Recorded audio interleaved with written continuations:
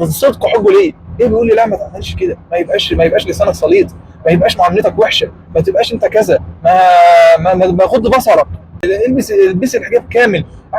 يا جدعان نسمع الحاجات دي بالله عليكم، نسمع المرء على دين خليله فلينظر احدكم من يخل. يعني كل واحد يبص على اصحابه هم مين.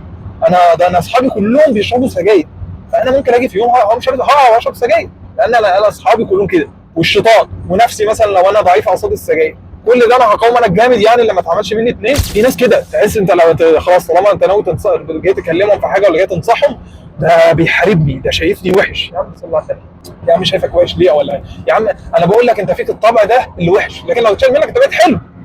يعني اهو كان ليها صاحبتها ماشي، كام صاحبه كده ماشي، ما يتعدوش على الصوابع، مش بقول كل اصحابها، يعني ممكن نقول اربع خمس صحبات تمام، مش كويسين. مش بقول مش كويسين، لا مش كويسين ليها، مش كاصحاب مش كويسين ليه؟ إيه، كلنا فينا عيوبنا، كلنا فينا غلطاتنا ولا كده، لكن مثلا بيغلطوا الغلط في اختلاط مثلا ماشي، بيختلطوا هم يجوا لنا البيت واحنا نروح لهم البيت وانا اروح لهم، وكل اسبوع او كل اسبوعين تقريبا انا كنت بروح علشان اشوف هناك بيبقى عندهم في البيت او كده، عشان نتعرف على بعض كده برضه قدامهم. لكن انا لو فضلت بقى مخليها جنبي او كده، انا كده اناني، والله العظيم دي من الانانيه. يبقى انا كده بقعد انا بحبها ماشي، بس بتحبها اني حب. اللي بيحب المفروض يخلي الشخص اللي معاه ده مرتاح مبسوط يعمل اللي هو بيعمله، اللي بيسعده، فمبقاش يعني يبقى مع الشخص اللي هو بيحبه برضه. لكن ما تجيش اكرهه في الناس، يعني ما اكرهوش مثلا في اصحابه اللي هم لو هم كويسين، او في قرايبه، او في الناس كلها، عشان اقول ده يبقى ليه انا.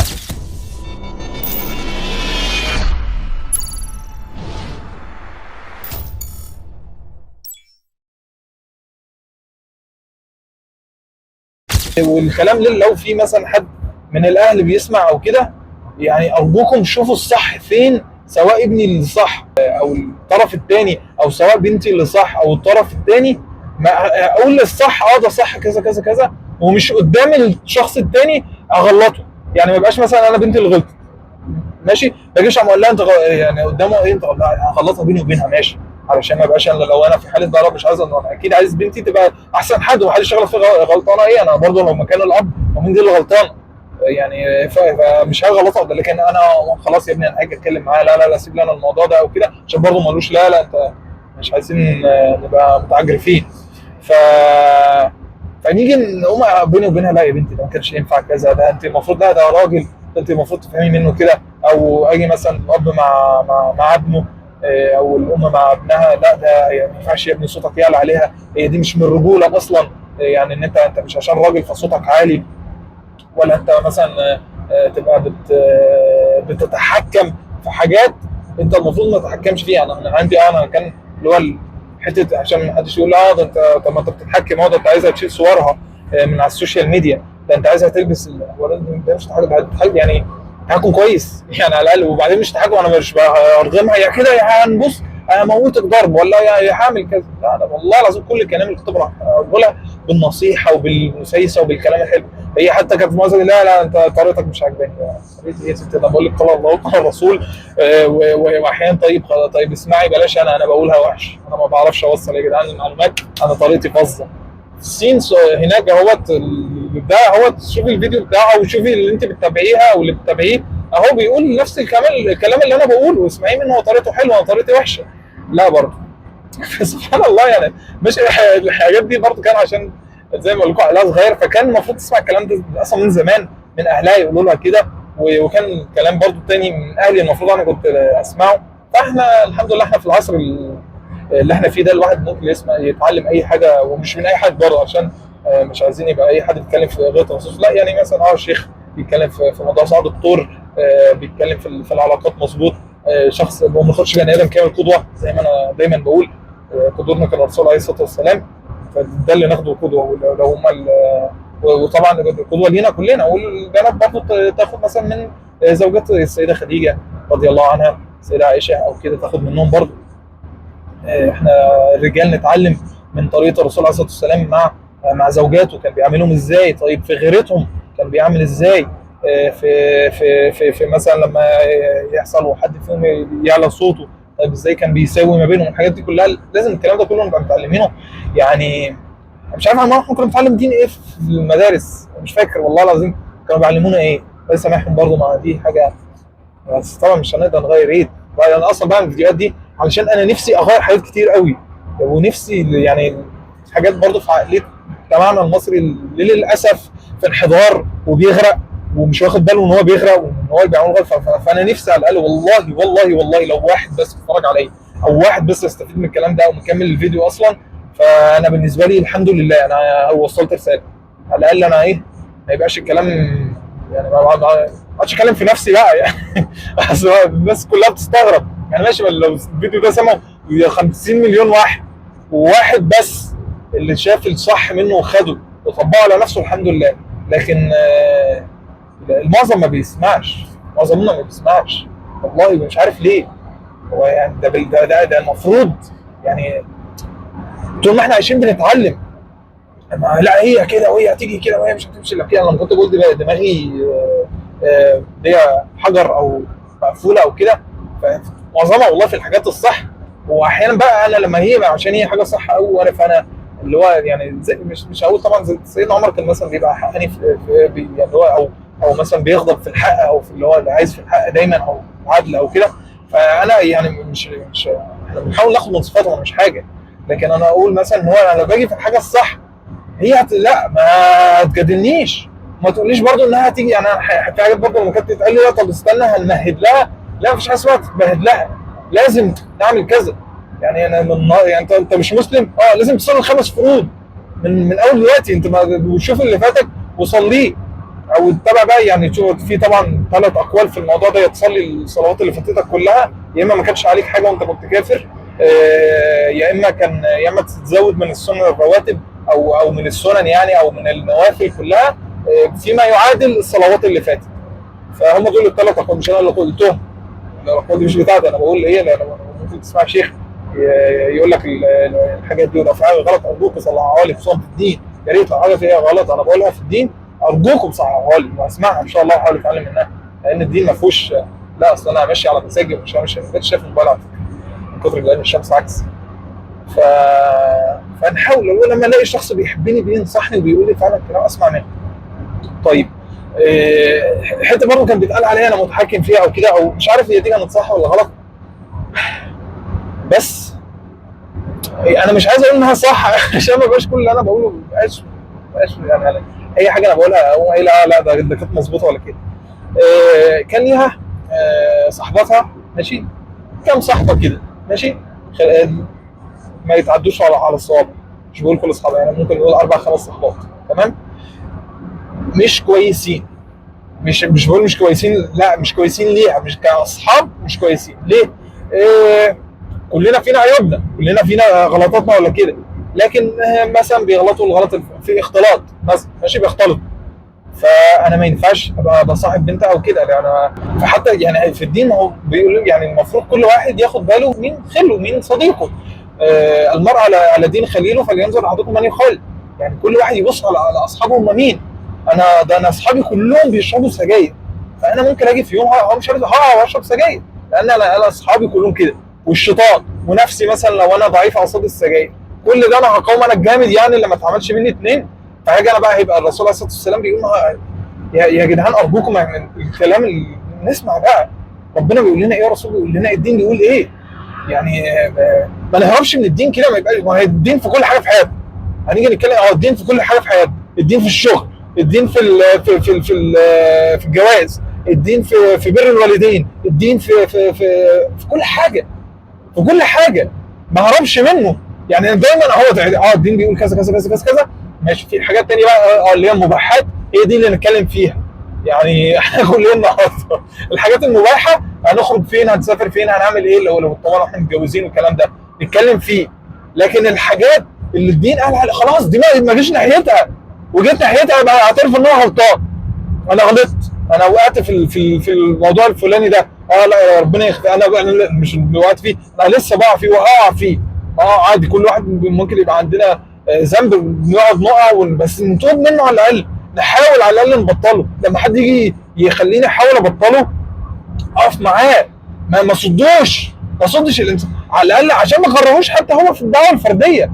ما يبقاش هو جاي يدعوني ويقول حاجه علشان هو عشان ما اطلعوش يستفيد اي حاجه، غير طبعا ان شاء الله يكون خد الثواب او كده. بس ده ليا، هو احيانا بيقولوا من صدق حبه ليا، جاي بيقول لي لا ما تعملش كده، ما يبقاش لسانك سليط، ما يبقاش معاملتك وحشه، ما تبقاش انت كذا، ما غض بصرك، البس الحجاب كامل. يا جدعان نسمع الحاجات دي بالله عليكم، نسمع. يعني مش عارف تسمعوني، هو اصلا مش عايز اقول الله، يعني انا لو قمت الواحد سلم لنفسه او لشيطانه او كده، يا عم سمعت يا رب اشوف بس كلها في الجحيم. لو الواحد قام سايب، والله العظيم ما هو خد بالك ما بين الصح والغلط في شعرايه كده، لو الواحد مشي وراها هنلاقي ان يعني كلنا فينا حاجات وحشه. وانا اصلا انا فيها حته الانتقام دي شويه لو سبتها، عشان كده انا دايما بكبتها، يعني مش بكبتها لازم ما فيش، لا ما ينفعش تتهم من حد. يعني يا اما مثلا افوض امري لله، يا اما اخد حقي، لكن ما انتقمش. فدي لكن انا لو بعدت بقى عن الدين اللي مضايقكم ولا كده، يا نهار ابيض، انا الانتقام ده وانا اشطر واحد فيه واعرف اعمله زي ما كنت بعمله. ربنا يتوب عليا بقى ويغفر لي. لو حد مثلا انا ممكن افضل شايلها له والله العظيم بالعشر سنين، واجي في يوم رديت له حاجه اوحش بكتير ويندم، يا نهار يا ريتني ما عملت فيك كذا. ف لكن انا الحاجه لو ليه حق هاخده، لو حد طبعا شتمني يبقى هشتمه نفس الشتيمه، لو حد عمل كذا ماشي، لا ما بقولش حد اتنازل عن حقه. فاللي هو انا يعني عادي، ما انتوا كلكم يعني هنيجي في الاخره وهنشوف الكلام ده وهنتحاسب عليه. فانا مش عايز بقى طب خلينا في الدنيا اللي هي العبيطه، اللي هي الكام ساعه اللي احنا عايشينهم، ولا الكام سنه اللي احنا عايشينهم دول، نتظبط فيهم ونحاول نمشي اصح حاجه على قد ما نقدر، لحد ما ان شاء الله نوصل للاخره ونعيش مع بعض بقى، ونشال مننا بقى كل الوحش اللي فيه.